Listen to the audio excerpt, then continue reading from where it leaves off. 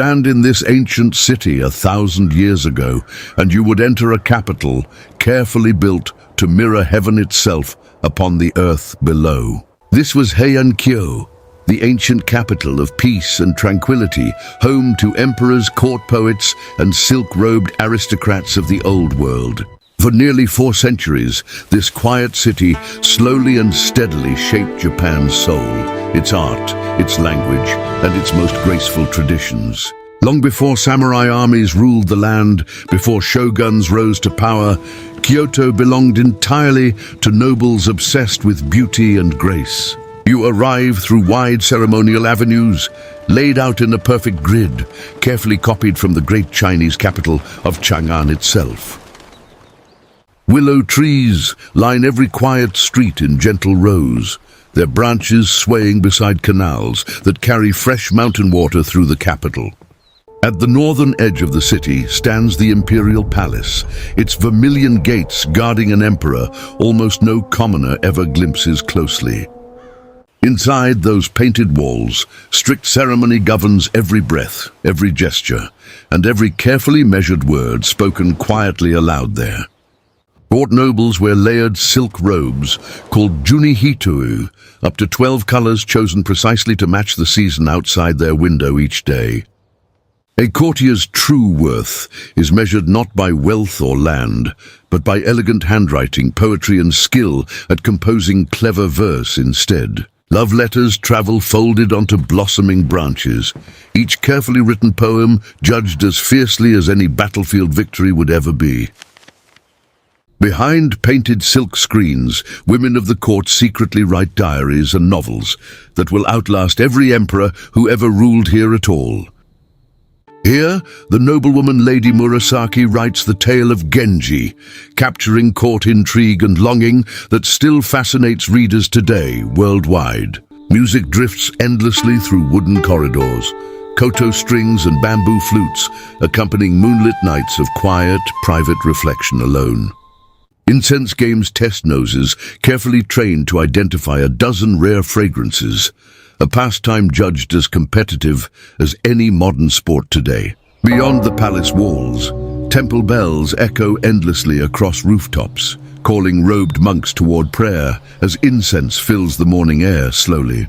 Kiyomizu-dera rises dramatically on wooden stilts above a forested hillside, its terrace offering views worth risking a fall to witness fully.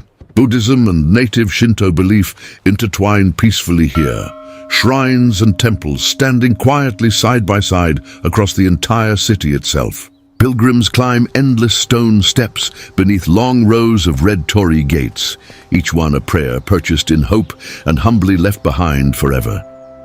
Every noble estate contains a private garden, carefully designed, so no 2 slow steps ever reveal the exact same view of pond or ancient stone. Carp glide silently beneath wooden bridges, while drifting maple leaves scatter across still water like fragments of torn and faded red silk. These gardens are never mere decoration, but philosophy made visible, a quiet harmony between wild nature and human intention combined as one. Once each year, the Aoi festival fills the streets with slow ox carts and grand processions honoring the ancient guardian deities of the land. Courtiers on horseback wear woven hollyhock leaves, long believed to protect the fragile capital from storms and sudden disaster each season. Crowds gather patiently for hours beneath summer heat, hoping simply to glimpse the imperial procession pass slowly through crowded streets. Beyond the aristocratic quarter, ordinary life moves far faster, merchants loudly haggling over rice, raw silk, salt, and fresh river fish. Craftsmen shape lacquerware and pottery inside cramped workshops, their difficult skills passed quietly through many generations of families. Not everyone living in Heian-kyo wears silk or splendor. Most survive instead through hard labor that few official records ever mention at all. Wooden buildings and paper screens make this capital beautiful to behold, but also terribly dangerously flammable in every crowded district. Fires sweep violently through entire neighborhoods within hours, forcing nobles and commoners alike to rebuild everything from cold grey ashes. Earthquakes regularly rattled temple foundations across the valley, yet somehow, generation after generation, the whole city rises again slowly. Slowly, real power drifts away from the palace itself into the hands of regents who rule quietly through the emperor's borrowed name alone. Provincial warriors grow steadily stronger far beyond the capital walls, their sharpened swords speaking louder than any poem composed at court.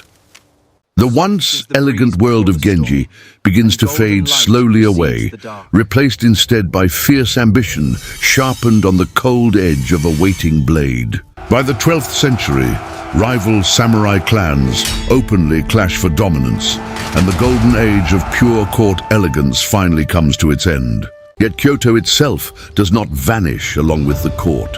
It adapts, absorbing shoguns, wandering monks, merchants, and centuries of constant change.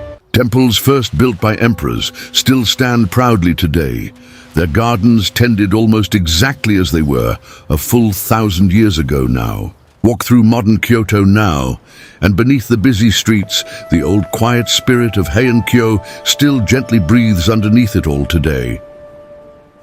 The very same moon that once lit Lady Murasaki's writing desk still rises tonight over quiet rooftops she long ago fondly called her own home. Spring arrives with plum and cherry blossoms drifting gently over palace roofs, nobles composing quiet poems beneath each falling, fleeting petal. Summer brings humid heat and the endless songs of cicadas, court ladies fanning themselves behind thin silk curtains as fireflies drift outside.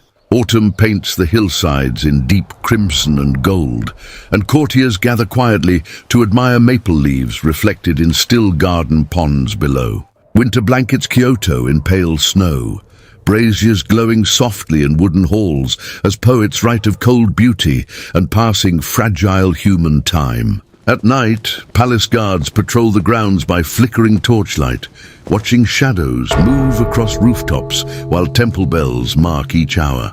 Calligraphy is treated as sacred art here, where a single brushstroke reveals character, patience, and years of quiet, disciplined practice. Rain often falls softly over the capital, drumming on tiled roofs, while nobles listen from verandas, composing verses about fleeting sorrow. Far from these gilded halls, farmers work rice paddies that quietly feed the entire capital, their labor rarely honored in any court poem. Despite devastating fire, brutal war, violent earthquake, and the slow erosion of 10 long centuries, this capital refused to disappear at all. Kyoto survived not through conquering armies, but through quiet devotion to beauty, ritual, and endlessly patient artistic mastery each day. History never truly vanishes here in Kyoto, it simply waits patiently, folded into gardens, temples, and old worn stone pathways still today.